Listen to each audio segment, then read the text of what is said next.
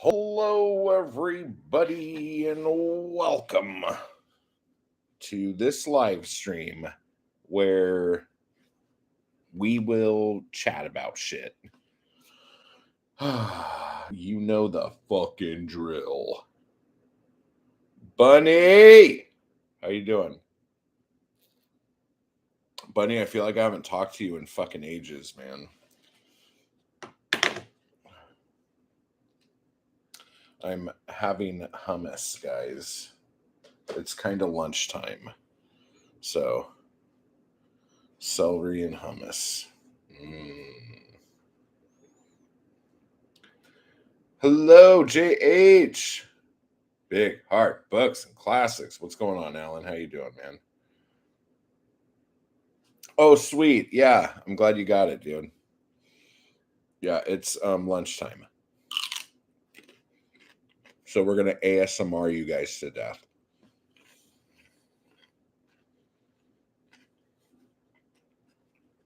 Gonna be honest.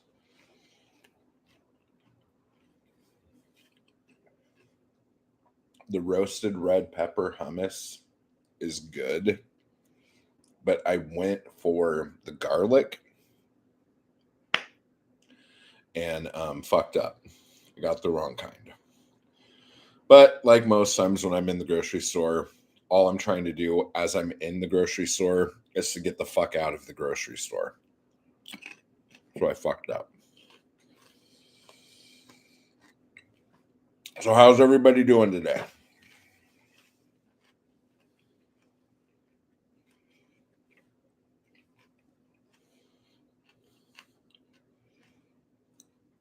Oh, and JH, I want to fucking welcome you to the fucking crew. Oh, let me talk about this real quick. I changed it up because in the last week I've had a lot of people confused, thinking that the crew was the Anarchy crew and vice versa. So I changed the name of just the crew to the Thank You crew because you're supporting me and thank you and I appreciate it. And you will get a couple little things throughout the month, like video wise, that not everybody else gets. But the Anarchy crew is like the big course, the lessons, the all that other shit. So I just wanted everyone to understand that. So I Tim, what's going on, man? Did you get my email?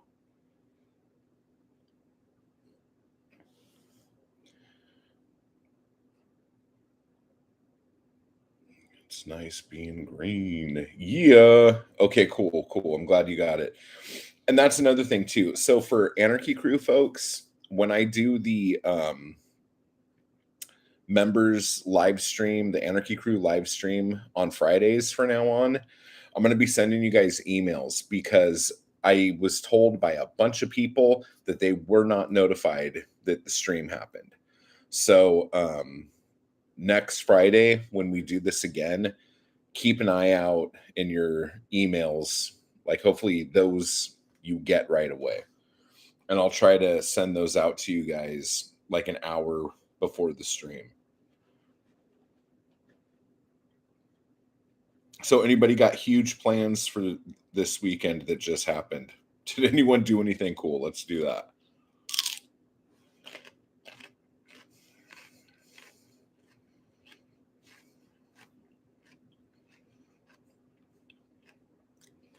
Alan just woke up from a second nap. Jesus Christ, it's only noon, bro.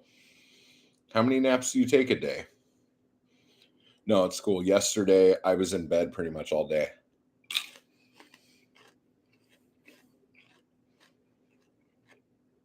Christmas shopping. Nice.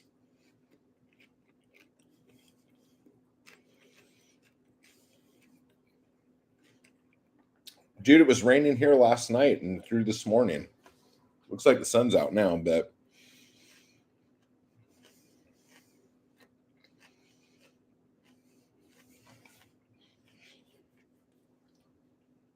it's really weird. I have friends that live in Portland other than Alan, and all my friends who live in Portland got the fuck out of there. Um, like they're in fucking Arizona, Nevada, New Mexico. Like everyone like went on trips and shit before it started uh like raining. Yeah, no shit. Alan's like, I'm here, motherfucker.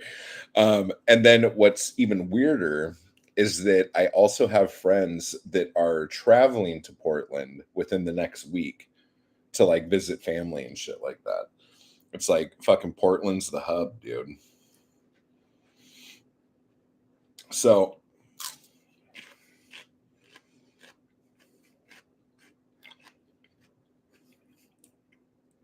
let's get in to what happened Friday.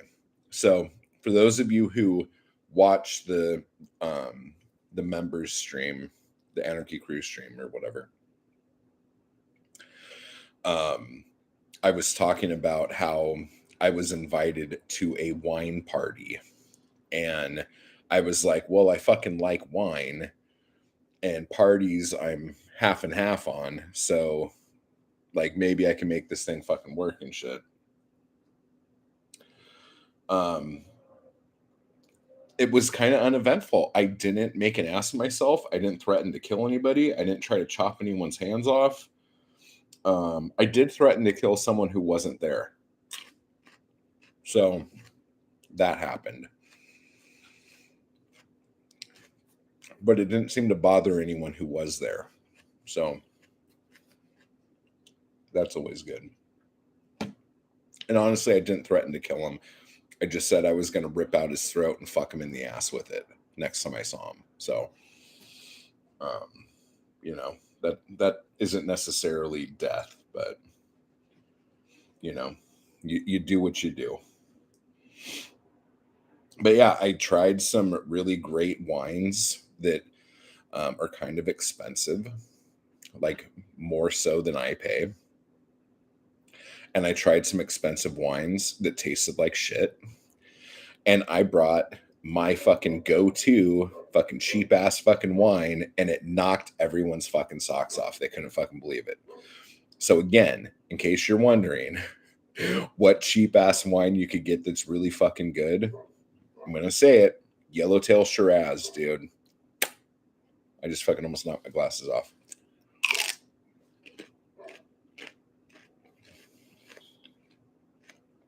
Yellowtail Shiraz is so fucking good.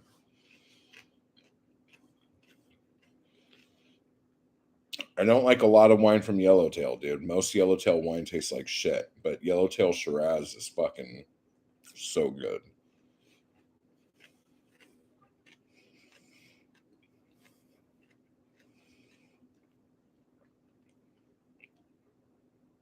There's some good Merlots out there. They're few and far between, but yeah.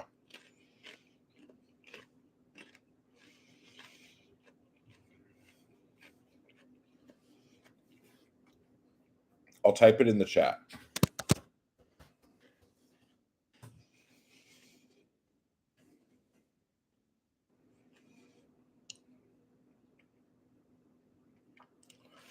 Shiraz is dry as fuck. So if you like dry red wine, boom. Shannon, how are you? Shannon, what's your go-to dark wine? Dark red wine. Oh, thank you. It keeps my ears warm. Because I finally got a haircut, and now I look like the little monkey in Tarzan. But so yeah, Pinot Noir. I could do Pinot Noir more than I could do Merlot. Brian. Yeah, and we are eating hummus and celery, guys. So I don't know if it's because expensive wines sit longer than cheap wines, like they sit on the shelf longer. But I've paid like 20 or 30 bucks, sometimes like the most I've ever paid for a bottle of wine was 60 bucks. And that one was good.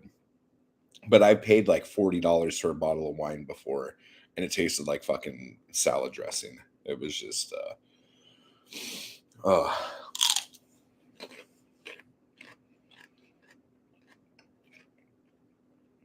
now port.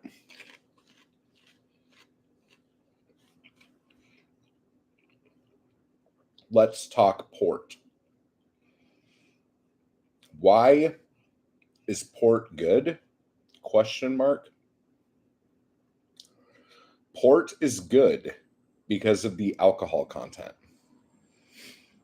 I don't really give a shit about what port tastes like, but I like that it's roughly 20% fucking alcohol. Jesus fucking Christ. Ethan in the fucking house.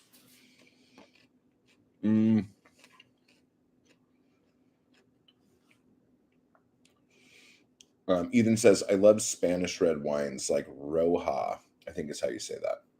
Doesn't need to be expensive. Need something that will reach out and bite my tongue the same way I like my coffee and whiskey. Boom. There you go. Someone gave me an expensive cab sav and it tasted salty. Honestly, I think I would prefer a salty wine than a super vinegary wine. Both sound awful, but I think if I had to fucking pick, like one of the wines that I had, I don't even think it was that expensive. I don't really like wine, but a friend of mine wrote a poem about hard cider in the early stages of a hangover. That's good. What do you call it? Oh, I couldn't remember the name of it, and no one else could either. So we think we know what it was, but there was a wine called, I think it was Naughty Vines. I don't know, something like that. That was pretty fucking good, and that was a cab. That was probably my favorite wine that I had there that wasn't what I brought. But there was some other shit, and I got there late, like always. And the two bottles of really good wine that everyone was raving over, but were already gone by the time I got there.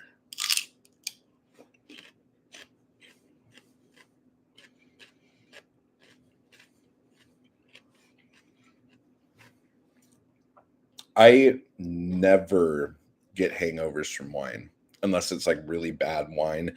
And then it's just like every other fucking hangover in the world. But if you do get headaches from wine, this is usually why. I used to teach wine courses back in the day. The difference between like red wine and white wine, like the biggest difference is the skins of the grapes. White wines, like obviously you could use like white grapes and shit like that. But with red wines, you leave the skin in when you are making the wine and all the tannins and all the shit.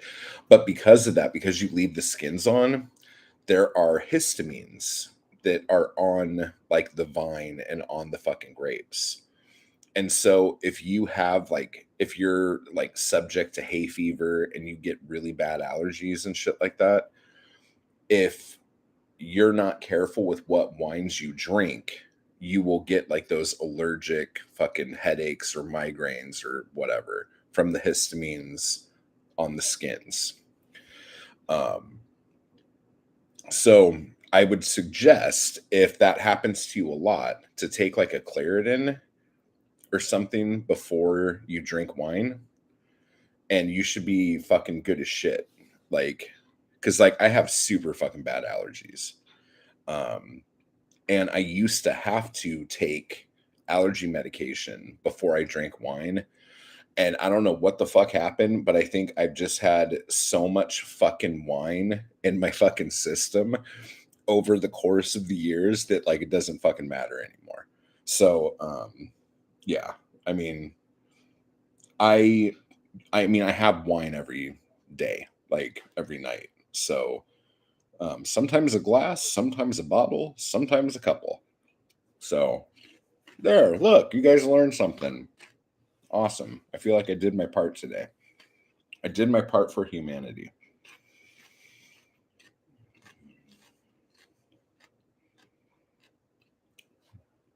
Oh, dude, we're gonna fucking get into this now since we're differentiating. Oh yeah, by the way, this is just like a vitamin drink. It's like C, D, and zinc in some water. Whether you believe in it or not, COVID deaths are up. COVID cases are up. My parents just got over COVID, and my kid just got COVID for the second time. Found out yesterday. So I'm kind of freaking out. Shannon says, I knew about the skins and reds, but didn't know about the histamines in them. And I do have really bad allergies, and so I used to get headaches from red wine. Boom. Everything gets better. Everything's better when you come around. Let's just say. So it's so funny. Like everyone now is gonna like go fucking pop a Claret and fucking down a bottle of red and go, God, I feel fucking terrific. I have not had COVID yet. Here's the thing I'm gonna say about that. I have not had COVID yet either. But because of how like rampant COVID has been, I wonder if I have had COVID, but because I'm double vax, double boosted, the whole fucking thing, if I just didn't really have any fucking symptoms. You know what I'm saying? It's possible. I don't fucking know, but yeah. So all of us we got to stick together, guys. Okay. So here is the thing. I've written about this before. There are different stages of hangovers, and there are different stages of drunks, and there are different stages of how productive one can be when writing. Yeah, Alan thinks the same thing. Yeah. Oh, Bookish hasn't had it either. Good, good. I haven't had it either. I wonder the same thing. My wife had it, and I can't imagine how I didn't. Yeah, my niece, her boyfriend has had it 3 times, and every time he had it, they were both quarantined together, and she's never gotten it. So, I don't fucking know. Maybe she has, maybe she hasn't. No clue. So, here is what I have found when it comes to drinking and writing, okay? Because like, like my things like type hard, type fast, type daily, type drunk, like. And I don't say type drunk because you have to be drunk to type. I'm saying I like to type drunk because it drops little walls. Like it makes me just say exactly without any inhibitions. And sometimes that's bad because the next day I'll read over shit and I'll go, ooh, I don't want that out. But at the time of the writing, it really like pushes me through it. And again, you don't have to be drunk on alcohol or weed or whatever. Like you could be drunk on what did Bradbury say? God, I'm gonna fuck this quote up. I use it all the fucking time too. Like something like we have to be drunk on our dreams or else reality will fucking kill us. Something along those lines. So if that's how you have to be drunk to type, then fucking do that. 2019 scared the shit out of me when I was living in Southwest Georgia. I flew back to Portland. Fuck, dude. I bet, dude. Jesus fucking Christ. Agree about alcohol lowering critical walls when writing. Yo. Matt, I've just noticed you're doing a live stream. I can't stay as I'm doing my own in 10 minutes, but I thought I'd say hi. Thanks for the comment about the new song. Oh, yeah, totally. Everyone go check out his new song. So is it out everywhere? Like, is that happening or were you just playing it? Well, he's probably gone. But if anyone saw his stream earlier where he was playing his new song, great quote, coincidence. I was just watching a Ray Bradbury talk before this. Oh, wow. Did he say anything like that? So, okay, you let me know down there. But another thing too, talking about what Alan said, at that wine party thing I was at, there was a dude there from Missouri who just moved out here from Missouri. And oh my god, awesome. Okay, so I wasn't supposed to chat, but yeah, it's out everywhere. When You're Not Around by Bemis. Okay, we'll all check it out. Um But yeah, so he's from fucking Missouri, and we were all talking about like a bunch of the people there were like, "Yeah, I never even started drinking wine until COVID happened, and then lockdown, and then I started drinking a bottle or 2 a night." And all these people had these like exact fucking same stories about how they fucking became alcoholics like because of COVID. And I was just like, "Yeah, uh, COVID." I'm like, "Oh Jesus Christ!" Like I'm the odd man out here. But he was saying, he's like, "Yeah, dude, in Missouri, when fucking lockdown happened, absolutely nothing changed. We all just went to the bars every night." And I'm just like, "Good God." Um, Shannon says, "No, he didn't say it, but I like it." Yeah, it's a fucking good quote, especially if I could quote it correctly. I have it written down somewhere. Um, oh, actually, you know what? I have it written down right here. I could actually find it. Give me 2 seconds here. Uh, Give me all. Boom. You must stay drunk on writing so reality cannot destroy you. Boom. Ray Bradbury. So you must stay drunk on writing so reality cannot destroy you. Yeah, that's the fucking quote. Um, but anyway, I was gonna say the different types of drunk. If you drink hard shit when you're writing, you will get, I would say, probably a half hour to 45 minutes of great stuff. Okay.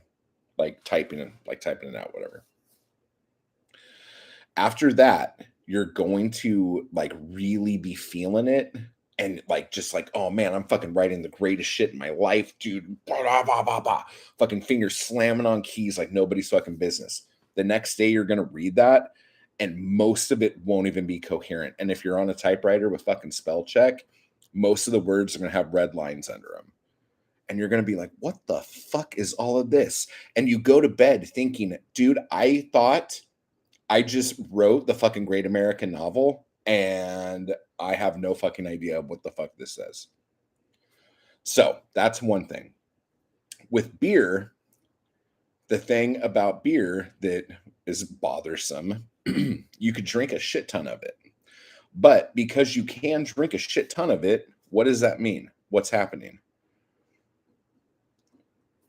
I will tell you what happens. You got to get up every 10 minutes to take a fucking piss.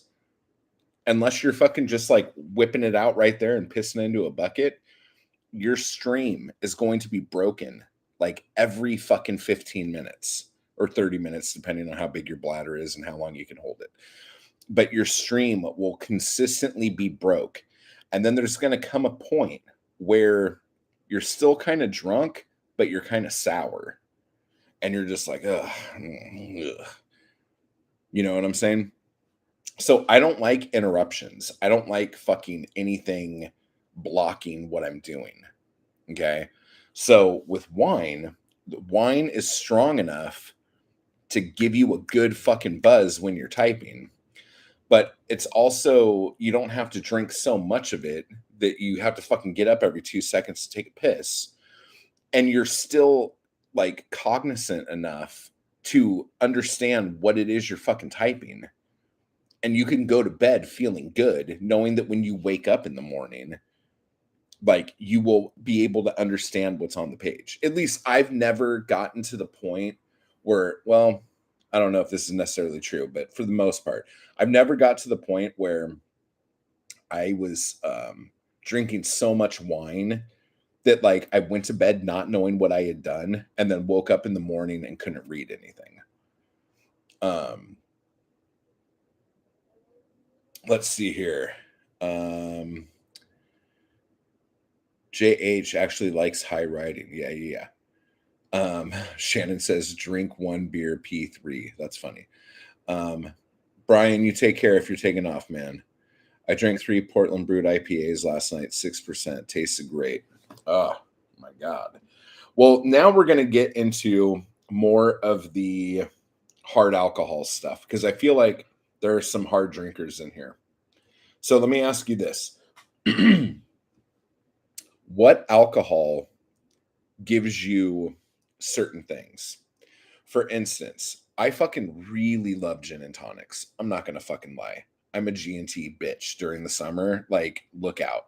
Like, G&T, as soon as the sun goes over the yard arm, we're fucking on. Okay.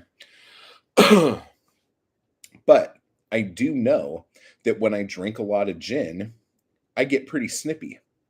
I'm not going to fucking lie. I get kind of snippy.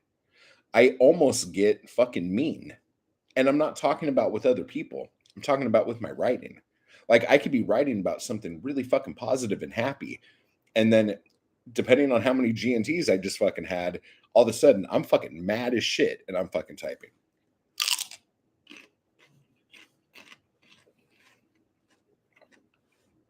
But I'll tell you what, man.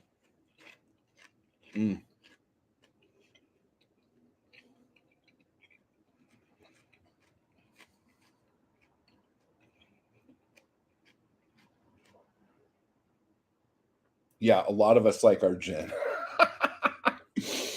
For real. But what I was gonna say, if you want me to write some fucking love poems that'll fucking make you fucking quiver and shit, give me a couple bottles of champagne, dude, and I'll be the fucking most charming motherfucker that ever fucking existed, man. Holy shit. But I could get kind of nasty on fucking tequila.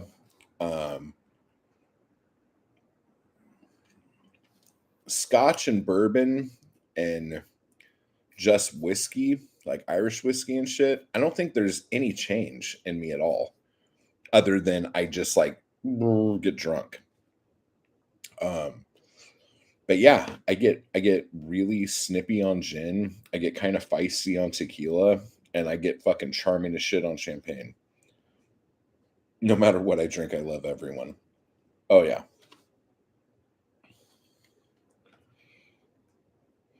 I don't know, it's funny. Like I don't know, like I try not to drink around people. Like I like doing all of my experimentation when I'm fucking writing. Like I don't want to fucking be around like motherfuckers when I'm testing the limits of how much fucking rum I could drink in one sitting, you know?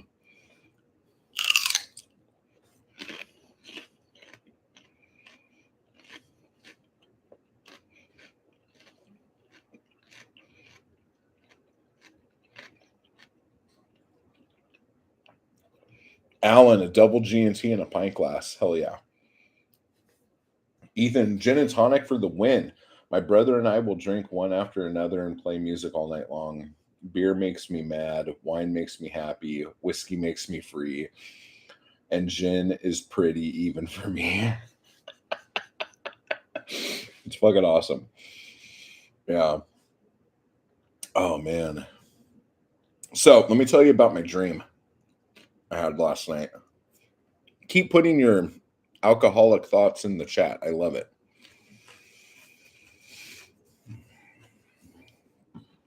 So I want to tell you guys about this dream because I woke up all excited, but at the same time cracking up. So believe it or not, I had a fucking dream last night that I won the WWE Heavyweight Championship of the world, or the Universal Championship, whatever you want to call it.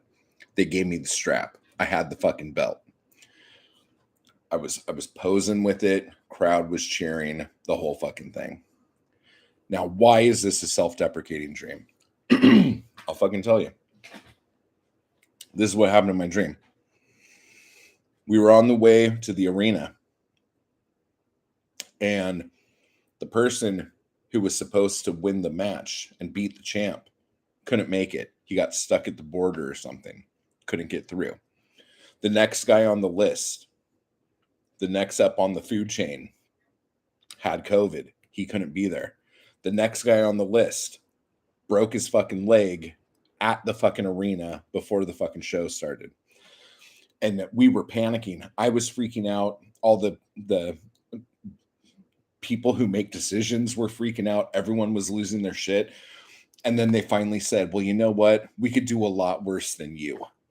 Just go in there, take the belt off the guy, you know, like, you're trustworthy, you know, you're not going to fucking bone out on us. Just go win the fucking belt and, you know, do the posing and shit and all this other stuff. And I'm like, all right. So I go in there, huge crowd, beat the fucking champ, have the fucking belt. And then I knew they wanted me to pose on the ropes with it. And I didn't do it. I couldn't get myself up to do that. So I just walked around outside the ring, holding the belt up for cameras and pictures. And then woke up excited I had won, but not happy about how I got there. Jesus fucking Christ. I can't even fucking win the big one because I'm a fucking badass in my fucking dreams. Jesus Christ. Like Ellsworth beating Styles. Dude, I'm like one of the only people on the planet who was kind of digging that fucking storyline. I thought that was the whole Ellsworth thing was kind of cool, but no one liked it. But I thought it was fun.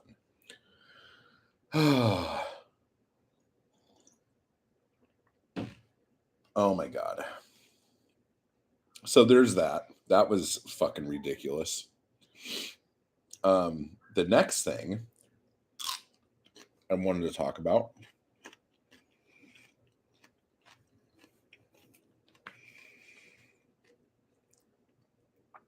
now, Alan's like, oh yeah, good dream.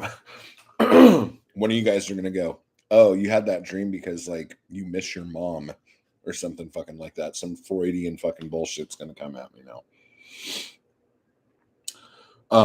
So the other thing that happened Friday, I finally got an email from the New Yorker,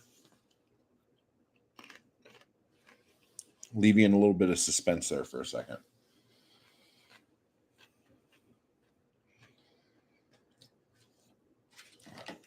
You might be looking for puns in dreams, dude, but I'm telling you right now, I look for something else that starts with a PU in my dreams, dude. Just fucking around. That was foul. I shouldn't have said it. I feel bad. Oh, right? Am I right, guys? All right. So I got an email from the New Yorker, and it was a rejection for a submission, which is fine. I don't give a shit. The thing that tripped me out, okay? The submission that I sent them was from May 2021, and they just now fucking rejected it. What in the fucking hell is going on over there? That is a ridiculous turnaround time. So, unless you guys like don't care about the poems you write and you don't mind that they're sitting in limbo for almost 2 years, send them to the New Yorker.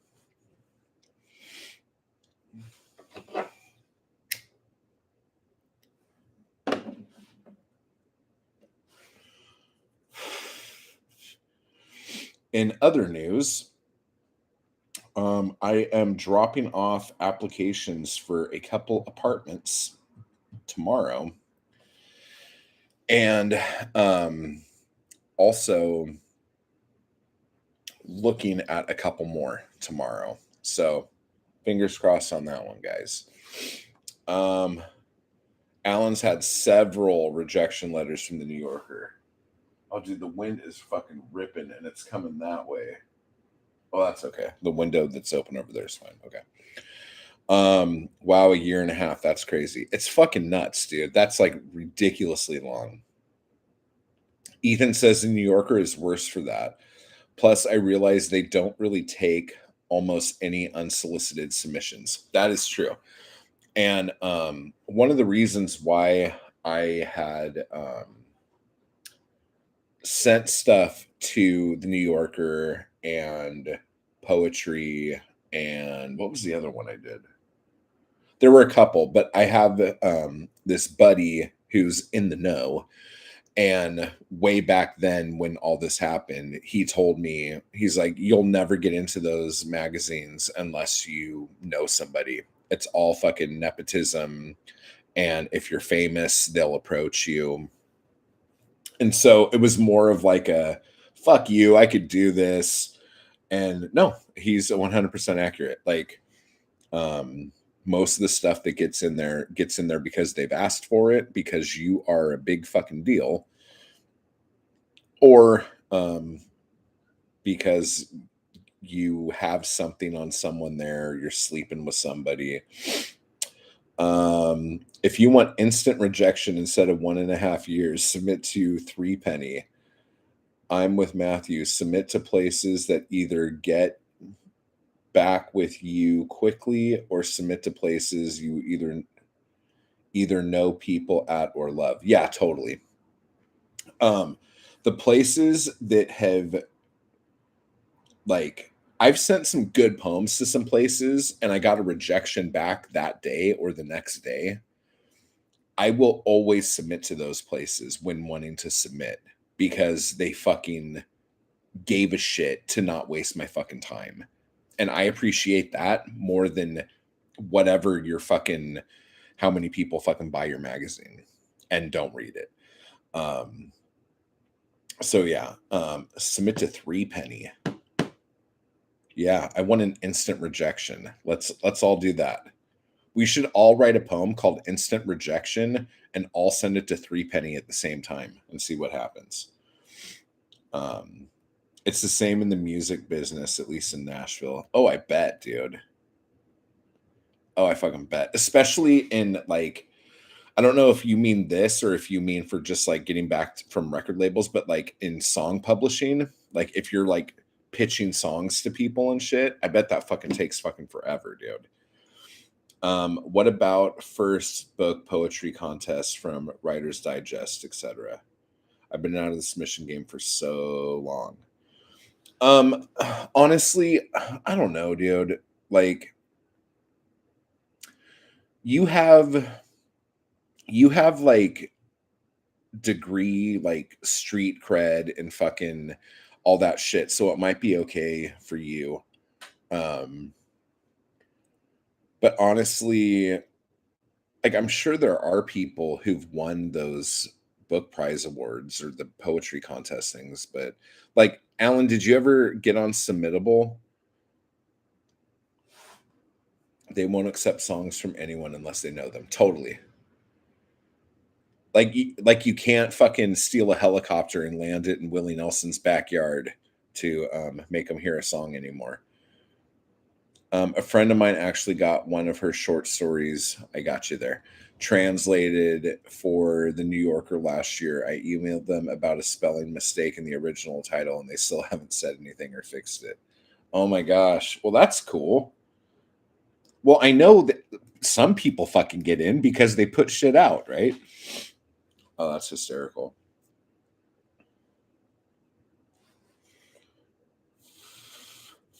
Yeah, I left you a comment about it. There's this site called Submittable, and it has tons of book contests, book prizes, magazines, and it's all online. And you just like, you set up your profile, so whenever you send something out, you just have to send the thing, and all your other shit's like already attached to it. It's really fucking cool. It's really easy. It kind of takes a little of the personality out of it, but it makes everything move really quick. And then when people get your stuff, you can see when it was received, when it was looked at, when they accept or reject. So you like kind of can see the process of each place. It's pretty cool. Got to take the airheads approach. Yeah, like Like, who did that? Chris Christopherson? Was it with Willie Nelson or was it Johnny Cash? I don't know. He like fucking landed a helicopter on their property and went and took him a song. That's how you got to do it. Oh, the Swedish word for short story is novel with two L's. Look at that. I did not know that. Okay, so Shannon says, yes, I just signed up with Submittable after you told me about it. Yeah, it's a cool fucking thing. And there's tons of shit on there. And you can look for paid gigs, non-paid gigs. Like there's so many ways to search through who's looking for shit. It's great. It's a website. Just go to submittable.com. And it's free to open an account.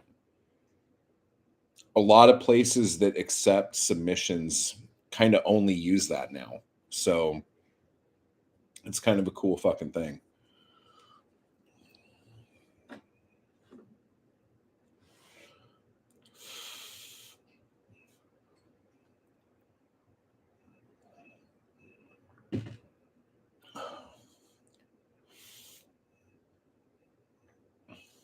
So this week coming up, oh, I guess I could show you guys if you hadn't seen the thing yet.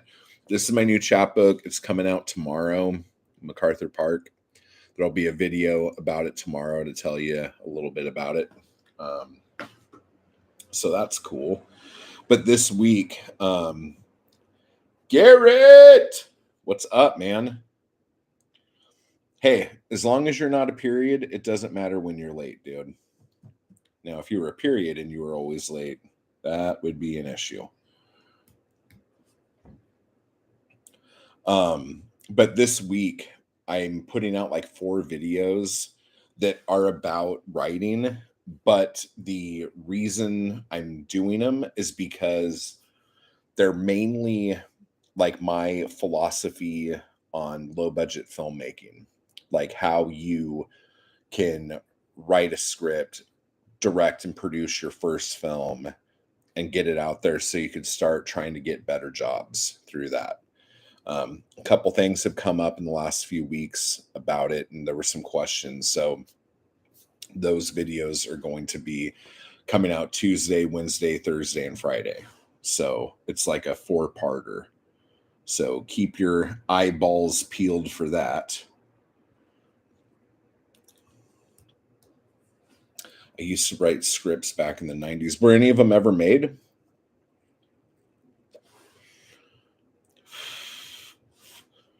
I made a shit ton of movies under this name. If you don't know about it, you could look me up on IMDb or Wikipedia or whatever. I did that name was what I did everything under for about 10 years, like my music, films, books. And I just felt like I raced to the bottom. Plays were I won a 1-act play contest. Oh, nice. What was it called?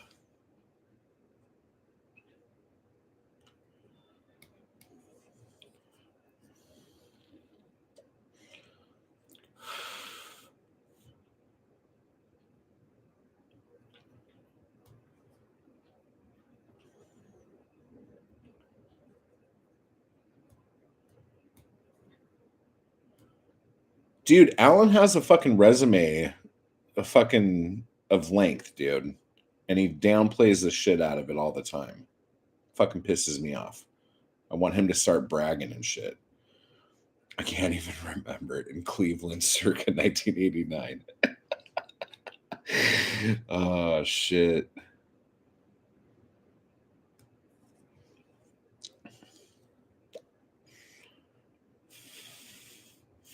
It's cool. I was when I was at that party thing, like one of the guys there was a filmmaker, and he's like, "Oh, hey, what movie of yours should I watch? I want to watch something before I go to bed tonight."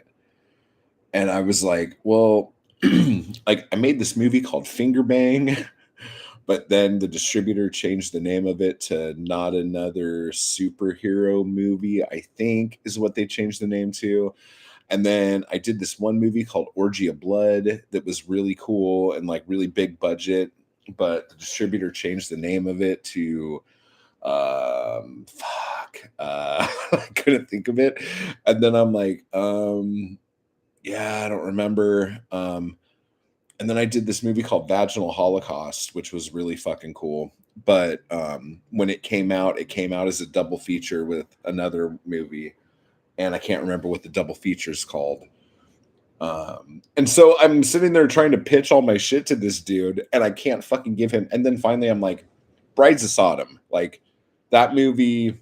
It was a couple mil, and I didn't have anything to do with the edit or the marketing or anything like that. I just wrote it and directed it. But and then I'm thinking, I'm like, dude, I've never seen the final cut of that movie. I don't know if it's any good. I don't know what it ended up looking like. And so I'm like, yeah, just watch that one. Cause he found that one. And I'm like, yeah, just fucking watch that. That's fine. Jesus fucking Christ. But yeah, that whole thing where like you don't remember. It's bad. Had an actor's agent once who was interested in a horror short story of mine for Goonies TV show. Oh, that's cool.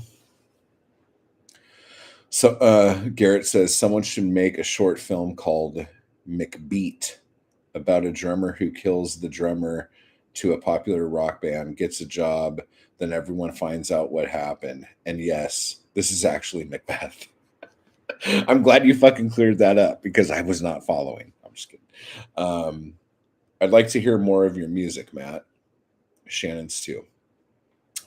Well, you can look up Creeperson if you want to hear like my old band. That's on YouTube and Spotify and all that shit. And then just Matt Wall. I guess I could play something. Alan, I keep wanting to hit you up to see about doing some like old blues shit. Like, because my fret is all fucked up that I still need to get fixed. I can't really do a whole lot unless I capo the shit out of my guitar. But I was like, well, if I get another guitar, I could just have this one tuned to Spanish tuning and just play like slide blues and shit on it. So I might do that. That might be in the cards.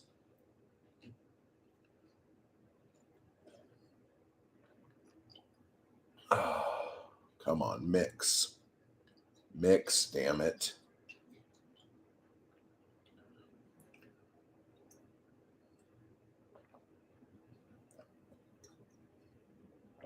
Ugh, God, that tasted like shit at the bottom. Well, not tasty.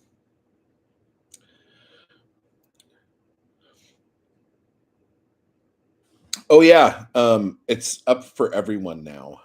It went up on iTunes yesterday, and the video feed went to the crew, the thank you crew, and all that shit. Yesterday, and then it went up to everyone else today. Yeah, Matthew Buckley Smith is fucking awesome, and whenever me and him just start shooting the shit, we end up getting into some fucking cool talks. So if you haven't heard the podcast yet, the latest episode, it's called Critics and Cockroaches. It's pretty fucking cool. Check it out.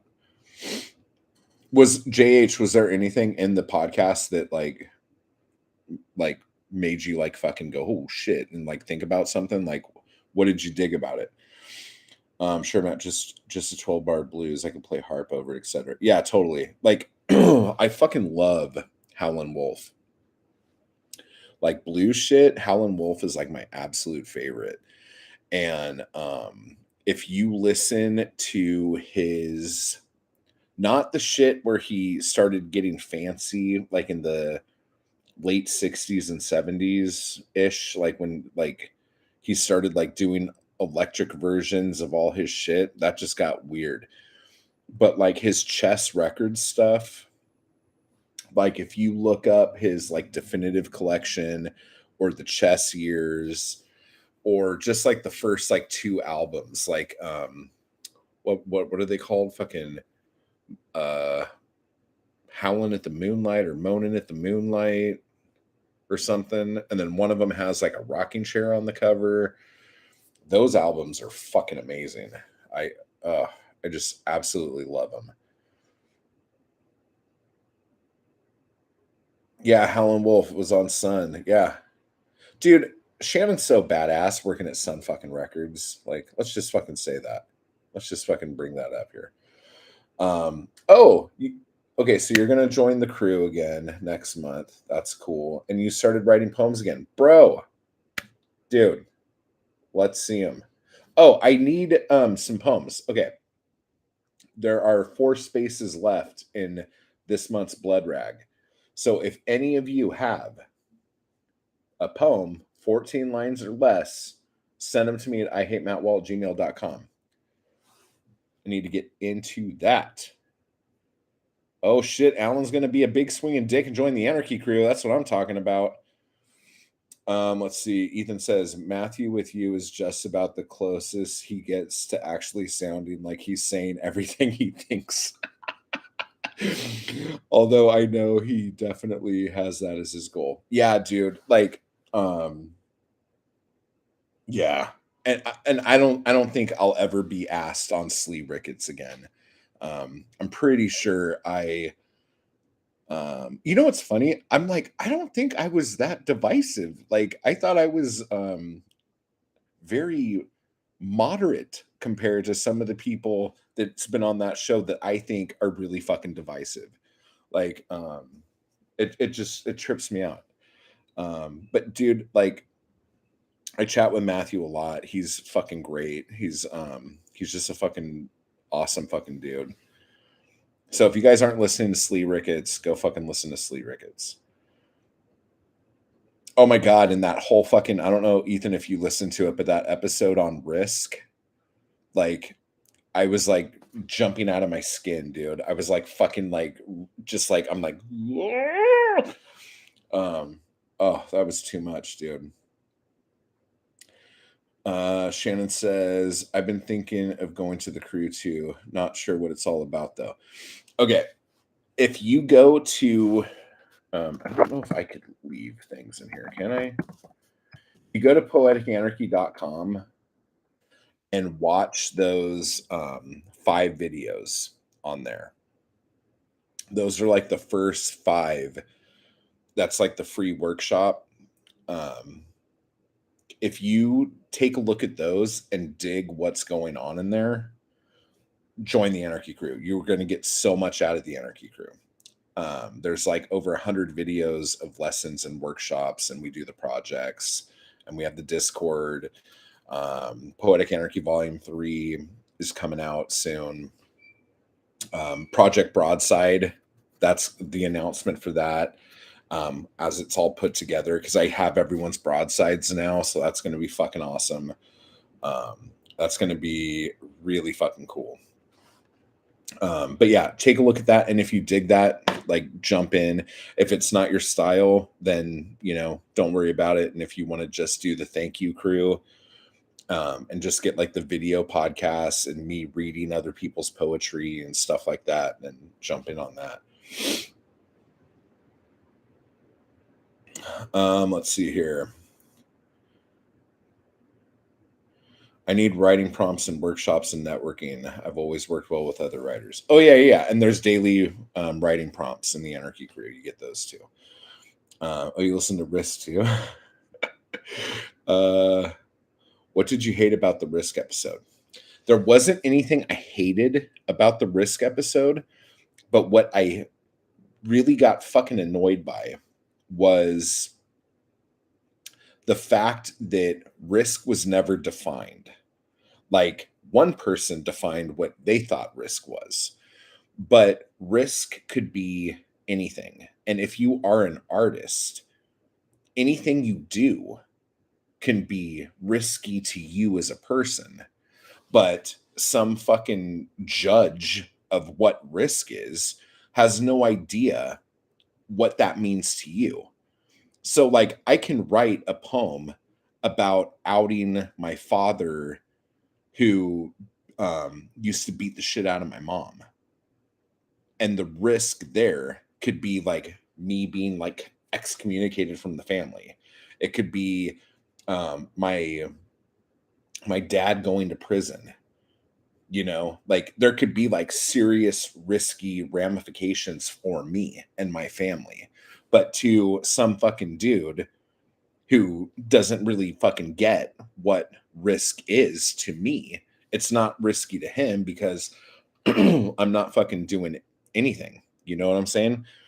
But then like someone like Banksy, when Banksy did that mural on the fucking West Bank, like I thought that was way more fucking risky than that fucking dude laying in the street. But then we're getting to the point like, well, now we're judging whose risk is greater. And just the whole fucking thought of it is fucking stupid. Let me see here. And then there was that dude who like last year or the year before fucking got some huge fucking upfront payment to have an installation at this gallery in Germany, I think it was, and got like this huge paycheck to fucking do this. And what he ended up turning in was like a single blank canvas, and the piece was called "I Just Stole All Your Money" or something like that. And that was the only thing he turned in. And they fucking put it up and they were pissed. They wanted the money back. But it's like you paid him to do something here and he fucking did it. And he took your fucking money. Now, the risk he faces is he'll probably never be trusted again to fucking do something like that again. So professionally, he kind of fucked himself. And legally, they could probably go after him. I haven't kept up on the story, so I don't even fucking know. But like with Banksy in the West Bank, he could have been killed. You know what I'm saying? And then plus, because his whole thing is anonymity, like he could have been fucking shown. It's just like the whole fucking thing was just. It wasn't that I hated it. I didn't hate the episode. I loved the fucking episode. And I love them talking about it. But the idea of judging personal risk is fucking stupid. No one will ever be able to judge how much risk someone puts in their art. And the one thing Matthew said, and I don't think he meant it like this, he was just like, the idea of risk in art is stupid. He said something like just that quick. And I don't think so. I think each artist puts an amount of risk into whatever they create. And if they're not risking anything, why make the art? Like if there isn't anything behind it that fucking like moves you to a point where you're almost a little nervous, then how fucking moving is that piece? Whether it's art or poetry or prose, like if you're not a little worried about putting something out, then you didn't put enough of yourself into that. You know what I'm saying? Let's see here. I think I missed some comments. Oh shit, I missed a bunch. Where the fuck am I? I thought he was good at characterizing different kinds of writing and very non-judgmental. Oh yeah, dude, Matthew's great. Matthew's fucking he's the shit. Let me see here.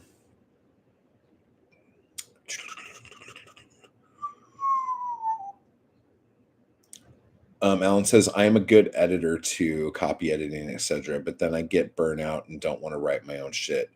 Yeah, dude, you always have to do your shit first before doing anyone else's stuff, man. That's just okay. I'm going to do that. Okay, cool. Yeah, take a look at that. Ethan says, Brian on the Secret Show version said he doesn't like the overly confident guests or something. And the only people I thought he might be talking about would be you. And okay, check this out. This is what's funny about that. After, because I was I was messaging Matthew when I was listening to that episode. And when he said that, I was like, oh shit, Brian hates me. That fucking sucks. I love Brian. And Matthew's like, Brian doesn't hate you. And I'm like, prove it. I didn't like Cameron on that episode. Yeah, that was a very disorganized episode. Get on to Matthew about it. Oh, dude, yeah, I'm gonna fucking lay it out. I'm gonna say, listen here, bud. No, the funny thing was, especially on the secret show episode, like we're so in the weeds right now. Me and you are the only ones that know what's going on right now. Okay, on that secret show episode, they got so into the difference and importance of drill versus Eminem, and I was dying. I was just like, I cannot fucking believe like how deep we are going on this. Um, but it was good. I fucking dug it. I loved it. Um, Let me see. Poetic Artifact says, would the crew be good for a lone wolf like me? I've been on the fence about joining. I'm looking to reinvent my writing style, though not sure how much. Well, dude, you came to that free workshop, that week-long workshop, and your shit, that one poem of yours is gonna be in Poetic Anarchy Volume 3 once I fucking get the fucking cover for it done. Um, like did you enjoy the time you spent with it there? Like, did you feel like you got anything from that? Um, that's a legend right there, giving all artists a good name. Do you send your work out for publication? Oh yeah, Garrett's got his shit out, dude. Um, oh, now since you probably get a lot out of Anarchy. Yeah, yeah. Oh god, I risked my novella and I'm risking.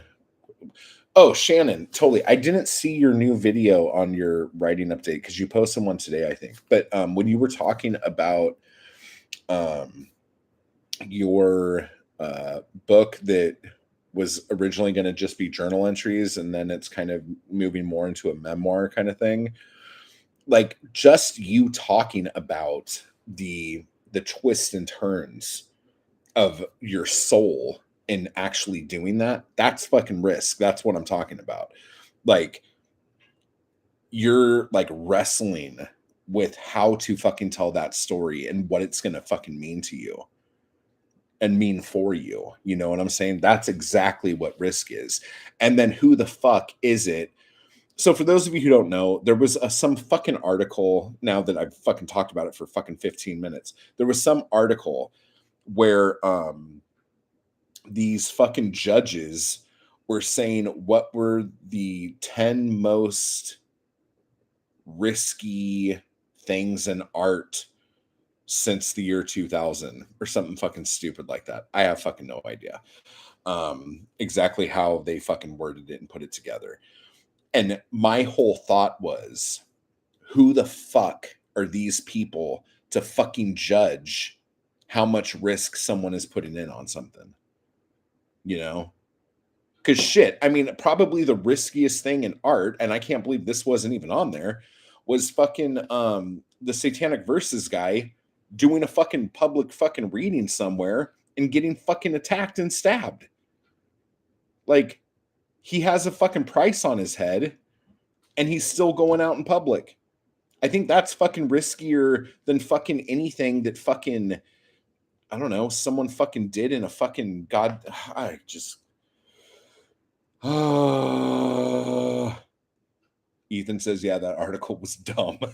And your comments here are way more insightful. Yeah, it's just like, I don't know. It got clicks. That's what it was there for. Whatever. Fuck it. That's all anyone fucking cares about. Salmon Rushdie. That's right. Like, that right there is the most risky thing that has fucking happened in art. I can't even fucking. Motherfucker almost died. How is he doing? I haven't fucking heard shit about that.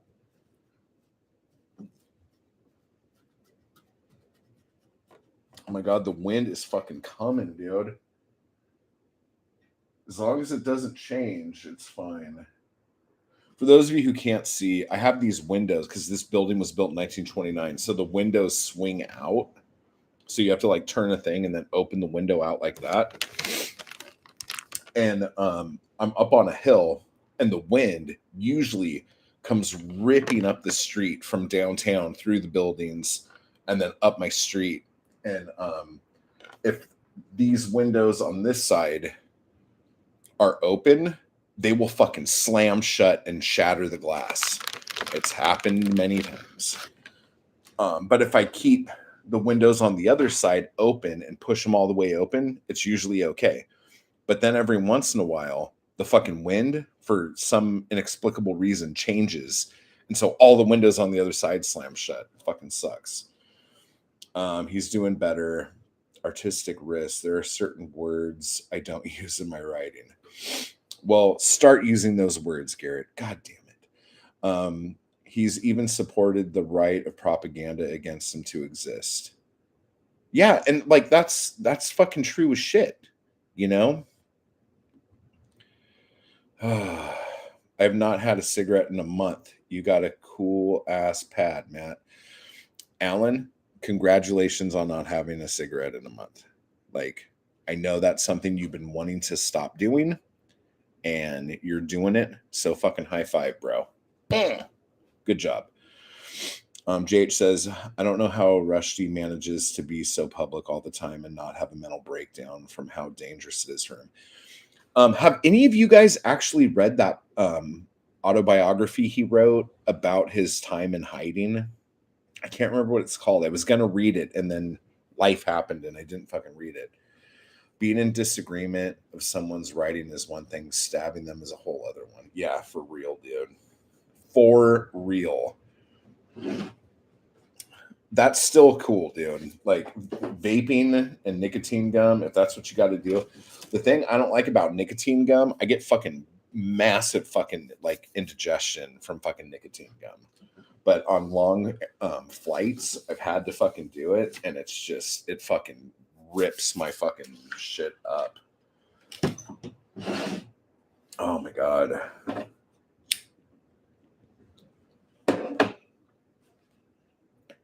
But yeah, Alan, send me a poem for the fucking blood rag. Shannon, send me a poem for the fucking blood rag. I already got one from Ethan. Garrett, send me a poem for the blood rag. 14 lines or less. Right now. Send it. Send it. JH, send me something.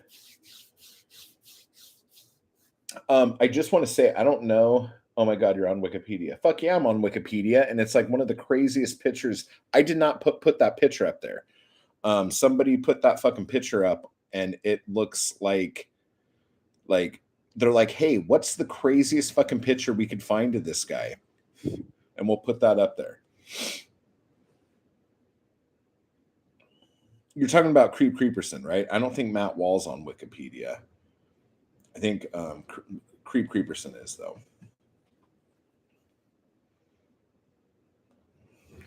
I don't know. It's been up there now. I kind of fucking like it.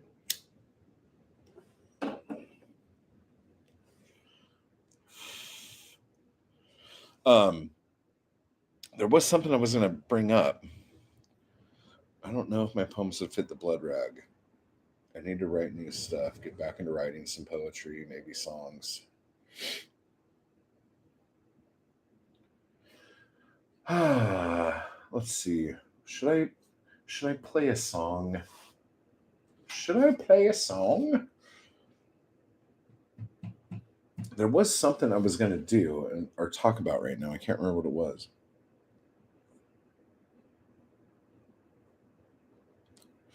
Oh, I'll say this in case the person who asked reads this. Somebody left me a comment. Oh, and I just want to say, guys, Tim, I don't know if you responded to my email yet. I read Tim's chapbook. It's fucking amazing. It is seriously, no joke, one of the best poetry chapbooks I have read in I don't know how long. So, Tim, whenever that fucking thing comes out, Jesus Christ, it's fucking good shit. So I'm gonna do a whole fucking video on it. Let me see. Jade says, and Vaginal Holocaust is an actual movie. Yeah, it is. Yeah, oh, no, dude, thank you, man. It's fucking brilliant. It's fucking brilliant. Yeah, Vaginal Holocaust is a movie, and the movie that it was in the double feature with is, Caged Lesbos A Go-Go. Yeah, and, like, the movies I made always sounded really risky, but they weren't. They were just, like, ridiculous titles to get people interested. Um, and it Eat Bananas. Oh my god! Did you see the fucking movie? Or have you just seen the trailer? Yeah, that movie, Vaginal Holocaust, won, best what award did it win? Best use of nudity in the Polygrind Film Festival in Las Vegas. And then it won some other award at some award thing in Estonia, at some film festival in Estonia.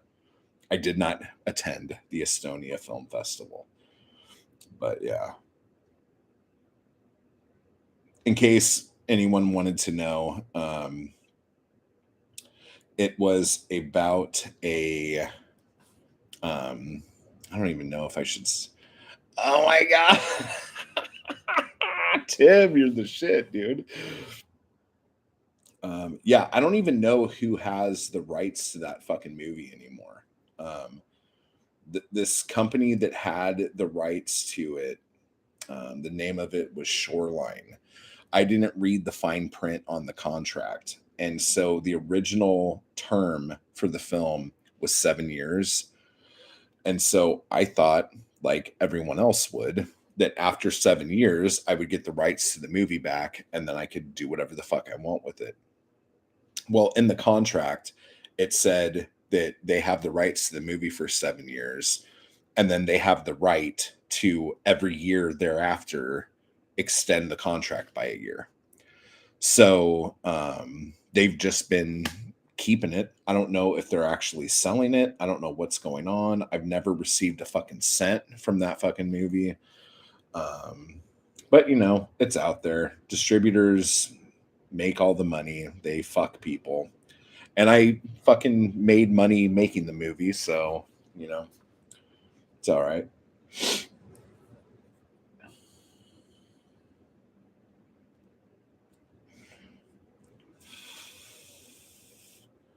Dude, I just sent all you guys down a fucking Google rabbit hole that you guys probably never wanted to go down. So you're welcome. Oh my god. Shannon, about what you were saying, you never know unless you send it. So your stuff may fit, your stuff may not fit, and we're never getting out of it. Yeah, JH is deep, deep into Google right now. Oh my god, that's fucking hysterical. There was a I think it was in Norway. There was a website that used to do a lot of interviews with me, and whenever I had a new movie coming up, it was called Research My Trash, I think is what the site was called. I don't know if it's still up, but that was a fucking that dude did a lot of help for me, especially in Europe, like getting my shit out and talked about out there. That was a cool site. God, this is fucking years ago, man.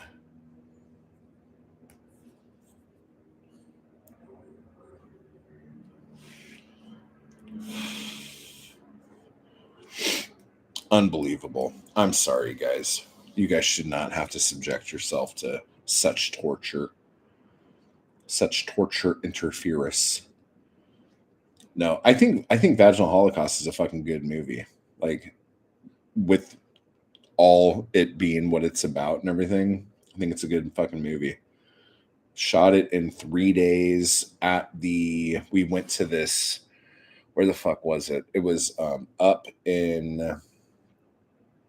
Oh my god! If you guys have seen The Devil's Rejects, or House of a Thousand Corpses, that area that they shot those in, it's the same area, the same town.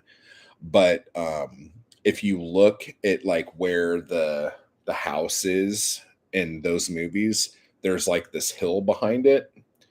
We shot Vaginal Holocaust on the other side of that hill in another what do you call it? Lot or something. It had a bunch of cabins, it had a little lake, it had a barn and all this shit. And we just shot it all there. I knew somebody who knew somebody that had that place. And so I just, the whole cast and crew, we just like went and like camped at this place in the cabins for 3 days. So it was like 2.5 days because we all got there that first Friday and then started shooting in the afternoon, like around 3 or 4, and shot through the night, and then shot all day and night Saturday, and then shot half the day Sunday. And so I guess 2 days, and as far as like hours go. But that was really cool. That was the first movie I did where I got to do arterial spray, is like I guess what it's called, where you have Jimmy, what's up? Where the blood, when you like are killing somebody or whatever, is I arrive at arterial spray. Yeah, totally. You missed out. You missed out. But it's like set up to like a fire extinguisher. So it's like compressed air and shit. So when the blood comes out, it like sprays out like a fucking samurai movie. And what we didn't know, because we shot that in January. What year was that? January of 2008. And it was cold as shit. We were kind of up in the mountain-ish area, elevation kind of high. And it was like probably 2 or 3 in the morning. And our lead actress is like butt naked through the whole like second half of the movie. And one of the dudes in the movie, there's this part where he's like laying down on the ground in the barn, and the spray just covers him like from the waist up his face and everything. We didn't realize how cold the blood would be when it came out under compressed air and all that shit. And it was already like 30 degrees in the barn. And then we just fucking coat this dude in fucking blood. And then he had to like lay there for a little bit while we were shooting the rest of it. And when he got up, I thought he was like going into hypothermia and shit. And I'm like, get him into a fucking hot shower like right now. Like, get this motherfucker out of here. It was kind of scary. But and then the chick, Natasha Talons was the actress's name. She was fucking freezing her ass off again. So we had this like little space heater, and she had like a robe, but she had sticky blood all over her. She's naked, she's cold, and she couldn't fucking move. So all of the scenes where she's like running and jumping and all the shit, she's actually not doing that. And I'm holding her and throwing her. So I'm like throwing her through the air, throwing her on top of people's faces and all this fucking shit. And then like she's wrapped up. And so like there was a point where like I'm like rubbing her arms, like trying to keep her warm and all this shit. And she's fucking freezing. But like she was a good sport. She wanted to do it. It wasn't like there were guns held against everyone's head. Like there's this part in filmmaking when you're like in super low budget where people are like, "Oh, I'm not gonna fucking do this. This is stupid. You ain't fucking paying me shit. Like I ain't gonna fucking do that." And then you get to the really big parts where it's like you're not paying me enough to fucking do the shit. There's this weird little middle period where people want to fucking do the shit and they fucking love it and they're willing to like be horribly uncomfortable because they fucking are just excited to fucking do the fucking thing. And that was the best time in filmmaking for me. And as soon as I got out of that level and into the next level, I was like, this is not fun. I don't like any of these people. I don't want to fucking do this shit anymore. Why does the filming process sound exponentially more torturous than the title of the film, though?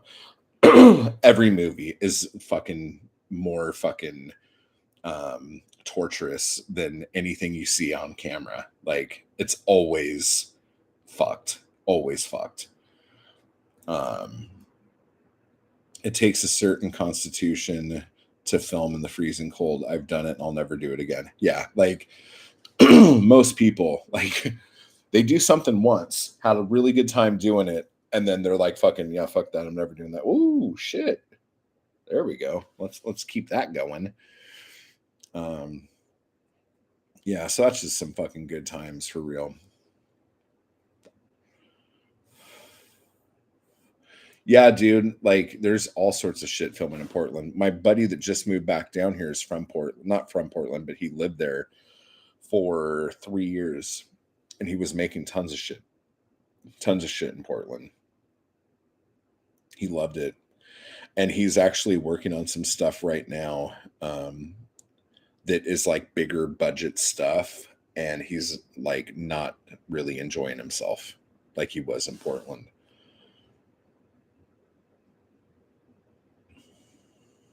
Oh wait, no, it was 2009. I said 2008 earlier. It was 2009. My bad. 2009 was a good year. I did 11 features in the year of 2009. And I could say 12 because one of them I had to reshoot almost the whole movie because an actress got mad and sabotaged the hard drives and destroyed all of the shit we shot. And that was on the most expensive movie I had ever made. So that was fun. Good times. Good times. Oh, that's what I wanted to say. Someone asked a question and I was about to answer it. So the question was one of the quotes on my IMDb page was, and this was on the Orgy of Blood set. There was a reporter there, like a little indie horror reporter guy. And I can't remember what the fucking question he asked me was, and I don't even really remember even talking to this fucking guy. That's the other thing that's weird. I remember him being there, but I don't remember having a fucking conversation with him. But so he posted this quote on my IMDb page that says, "I don't care if anyone watches my films as long as they know that I'm making them." Okay. And that was the quote. And that quote was true at that time. And the reason for it was because when you make a movie, it takes a while for the movie to come out. Okay? Like sometimes like you make a movie and then you spend 6 months in post production or something. And then if you're doing festivals, you take the movie around and that could take like another year. And then if a studio picks the movie up to put out, then it takes like another year and a half for the movie to actually come out. So I started making films, like feature films in 2006 was my first one. And then I made I made two in 2007. I'm fucking this up. The first movie I started shooting in 2006, but then it was into 2007. And then in 2008, I made two movies. And then in 2009, I started getting all this work based off of those three movies I made. But those three movies hadn't come out yet. They were going to come out, and they eventually did come out. But when I was getting all of this work for 2009, no one had seen my movies yet, other than like when I would do a screening for a producer or something like that. And so all of these people that were working for me on that shoot, because it was a bigger production, they were all fucking getting snotty because like no one's ever seen this guy's movies and he keeps getting all these fucking jobs. What the fuck is this? And just running their fucking mouth and shit. And I'm like, look, motherfucker, like I fucking do shit. I fucking get it done and then I fucking go out and get work. You know, like No one knows the movies you made because you either haven't made them or you haven't shown them to anybody. So either do the fucking thing and shut the fuck up, or fucking just shut the fuck up. Like either way, like I was getting work because of what I had been doing. I was showing a track record of someone giving me money and me being able to fucking finish a movie and give them a finished product. All right. And none of these other people could do that. So when I said to the dude, allegedly, I don't care if anyone watches my movies as long as they know I'm making them, it was because that's how I was getting all the work I was getting. So he kind of misquoted me, kind of didn't, but somebody just recently asked me about that quote to do a video on it. And so now, if you decided to sit through an hour of me talking nonsense, you have the answer to the thing now. Oh my gosh. What's wrong with big budget versus low budget? Big budget is typically harder to do because once you get into big budget, you start having to work with unions. And I am very pro union, okay? But when you work with unions, there are a lot of rules that you have to do, like rules you have to follow with all the different unions. So once you get into that, when you are trying to put together a movie that you could probably shoot in a week, now, like because of all the rules you have to follow and how many hours so and so is allowed to be here and how many hours this person's supposed to be here and all this other shit, and then all the money you're spending on all these extra people to do all these things, your 1 week shoot is now like 45 days.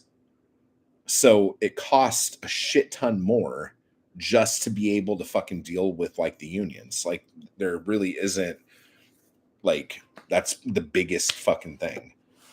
And that's when I was just like, dude, like I'm done. Like I can do this myself super fucking fast with 10 people. And now we have like 200 people and it's taking us forever to do something. And the amount of money that goes out every day isn't worth it to me. Like it just, the whole thing seems stupid. Let me see. I noticed your self-deprecating title, and it's funny because I was feeling that the other day when we chatted in the comments, and my brother talked me out of my cover doubts. Oh yeah, totally. Yeah, dude. Um, Thanks, Matt, for being cool about it too with the art app question diversion. Yeah, I've never heard of the thing you bought. I've never heard of that. I'm probably going to get Photoshop again here today or tomorrow because I know the system so well and I've worked with it so many times. I've been using GIMP and I fucking hate it. I fucking hate it. So I'm just going to go back with something I know. Ethan got to head out, unfortunately. Yeah, dude. Thank you for hanging out. It was good talking to you, man. It's really cool when you can get work because of people knowing your work ethic. Good stuff, dude. Yeah, like I like that was fucking crazy. But it wasn't necessarily how good my work ethic was. It was how fucking lazy everybody else was. That me just being who I was seemed really fucking proactive.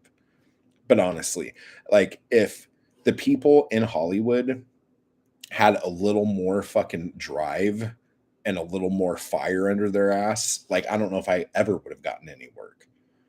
But because I was able to do shit and then show people that I had done it, compared to all these other people who just sit around waiting for someone to give them fucking millions of dollars to fucking shoot their dream fucking project. It's fucking bullshit.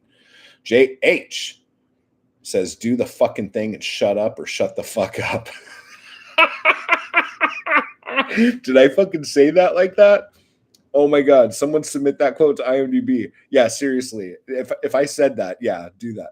Do the fucking thing and shut up or shut the fuck up. Yeah, that's exactly life. That's exactly how it goes. Well, I'm out of weed. Off to the dispensary. Talk to you. See you, man. I actually got to go get some wine. I'm dry as fuck tonight, dude. Okay, guys, I'm gonna split. This has been a really good stream. I appreciate all of you. You guys are fucking awesome. I fucking love you. Hugs and kisses. Tie part, everybody. Make sure to pick up MacArthur Park tomorrow, and make sure to pick up Tim's fucking book when it comes out. I'll let you guys know all about it. Shannon, take care. Thank you for hanging out. JH, thank you. Alan, thank you. Jimmy, Ethan, Bunny, everybody who's been around today. Great seeing you guys. I'll talk to you guys again real soon. Bye.